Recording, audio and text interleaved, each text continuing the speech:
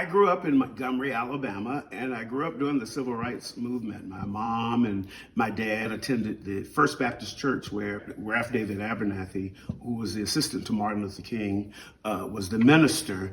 And Martin Luther King lived about a couple of blocks from my house.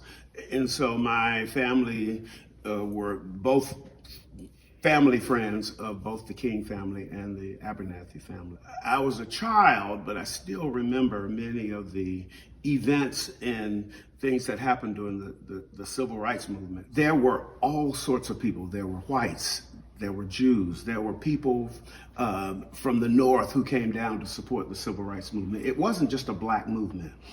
It was a people movement.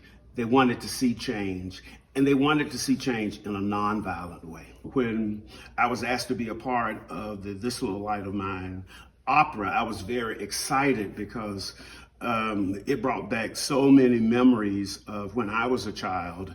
And as a 10, 11-year-old child, when I was hearing these songs, I didn't understand at the time the content and the meaning behind what was happening. But what I did know was that there were a group of people, thousands of people singing the same song in this corporate manner. And it invoked an emotion in me that, as a child, I wasn't even sure how to handle. Mm-hmm. But that's the power of this music. Mm-hmm. These songs are a balm in a way to a people, and they're also an inspiration to a people. Mm-hmm.